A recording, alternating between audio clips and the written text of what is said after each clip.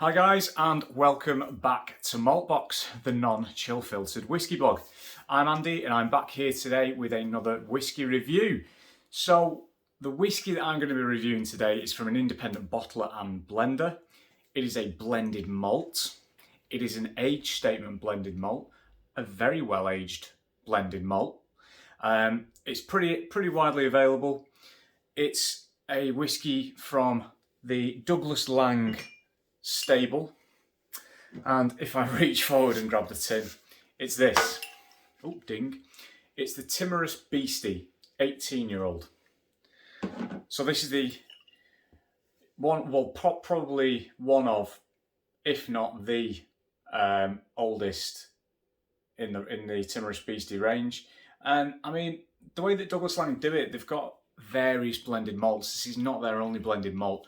They've got Scallywag, they've got Rock Oyster, well it's now called Rock Island because for some reason people didn't like the word oyster, don't get why, and Scarabus and a couple of others. In fact Scarabus might be a single malt, come to think of it.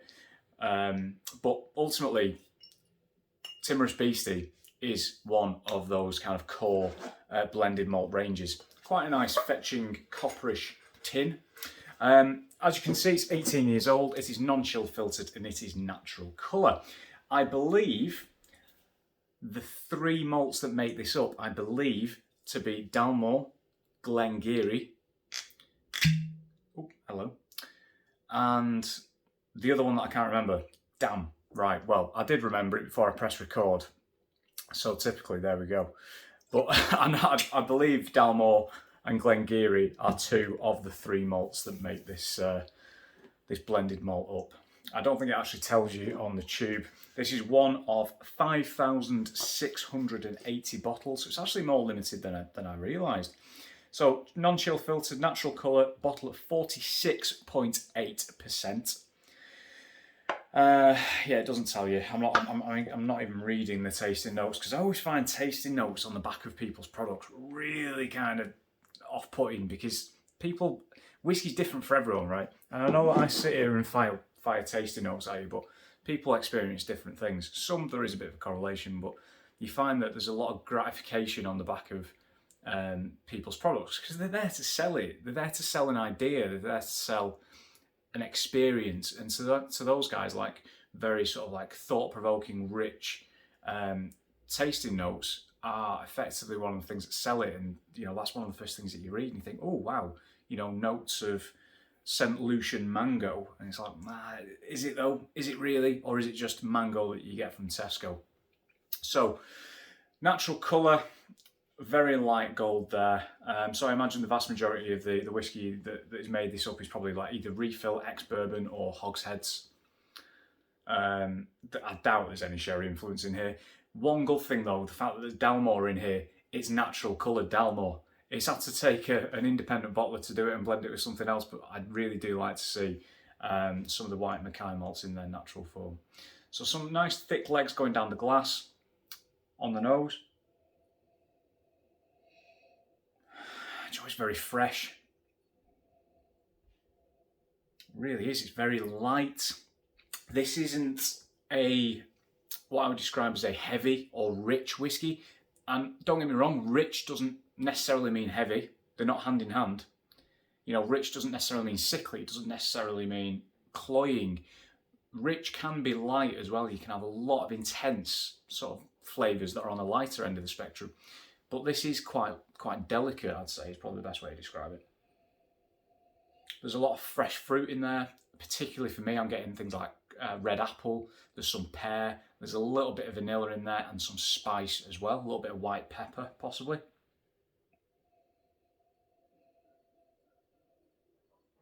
There is kind of a salinity to it as well, which, some distilleries do have in their profile. An almost slight waxiness to it. There's a little bit of lemon zest or lemon peel in there. Some Earl Grey tea.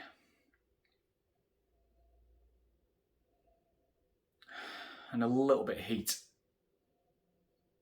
It's nice. It's nice. It's crisp. right? This isn't like an 18-year-old Glendronach, for example, which is just like, you know, being wrapped in a sherried duvet. This is the opposite end of that. This is very kind of clean, very crisp, very light. The fact that it's 18 years, I'll be honest, it's surprising. It doesn't, to me, smell like a lot of other 18-year-olds that I've had, and you know that's not a technical thing or anything. Just to me and to my experience in the whiskies that I've tried, if I had this in a blind taste test or in a blind lineup, I would not have picked this as an 18-year-old. It smells younger, but not in a bad way. Age isn't everything. Sometimes whiskey, and certainly some distilleries and their profiles, are better suited to a younger age. Others, they take a little bit longer to come to what I would define as their best character. Others, Loch Lomond, for example, I prefer the 12-year-old to the 18-year-old. For me, the 18-year-old's just gone a little bit too far. The 12-year-old is spot on.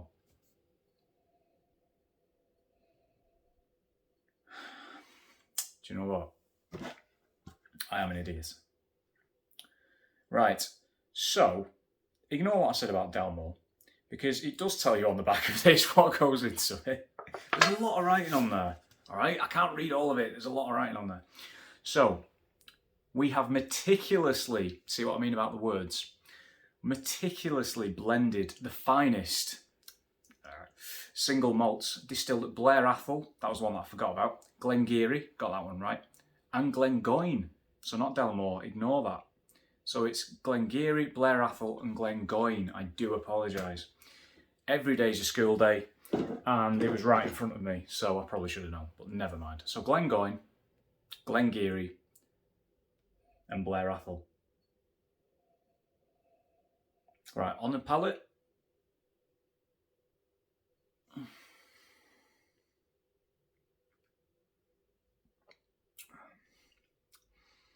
Again, really, really nice red apple in there.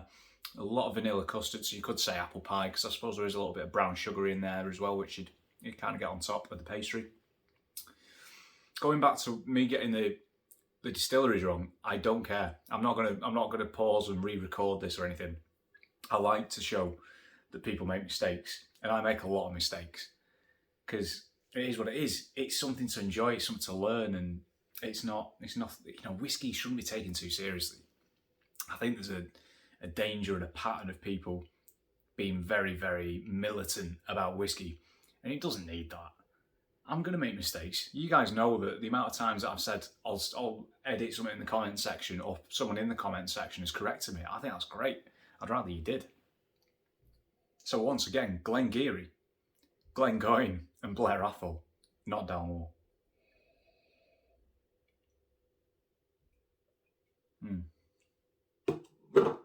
So I've already mentioned the apple, and it is there, it's massive. We've got the nice vanilla custard, like a very sort of upend market kind of thing, like an M&S custard, Marks and Spencer's. We've got a little bit of toffee in there.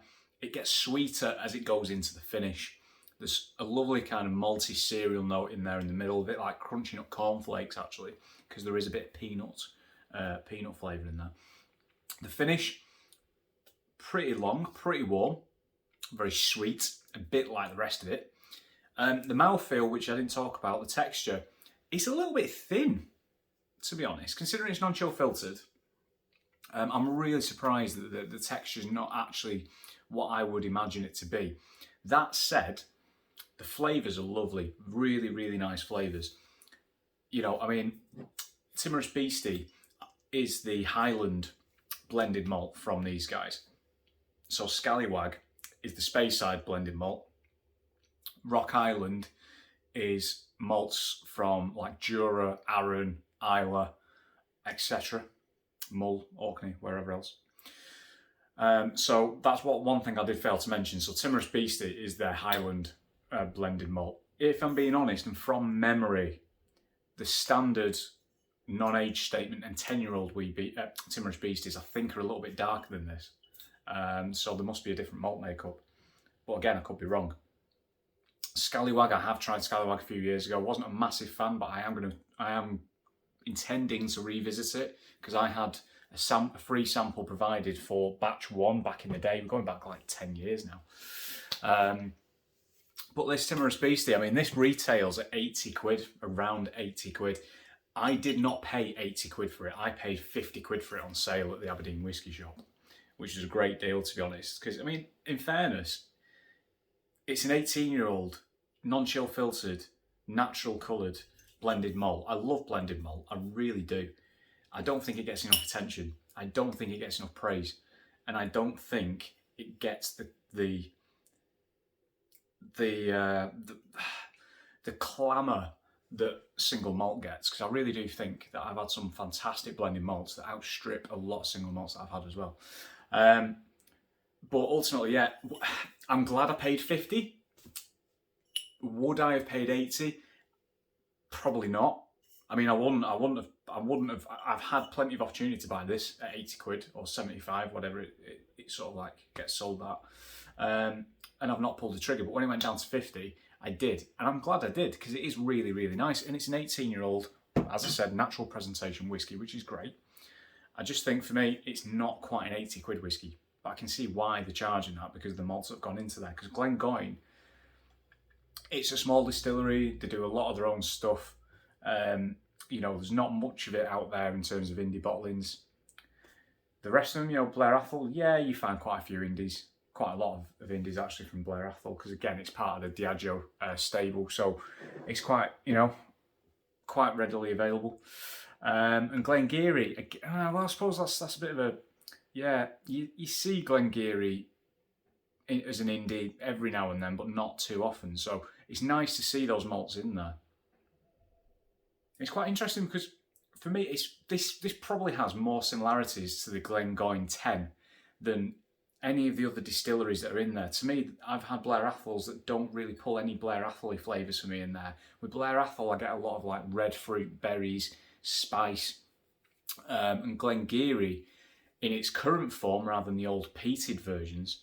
Again, it's quite a chunky spirit. If you ever tried the Founder's Reserve, for example, there's again red fruit, spice, a little bit of cheesiness in there as well. And I don't get any of that here. I think for me, the Glengoyne spirit is probably dominant, but that's probably just me. Overall, very enjoyable, very nice, very well put together blended malt. So that was the Timorous Beastie 18-year-old. So guys, I'm going to box it off now. As usual, feel free to subscribe. If you don't want to, absolutely fine. I'm on Twitter at Maltbox, Instagram at Maltbox Whisky. See you soon.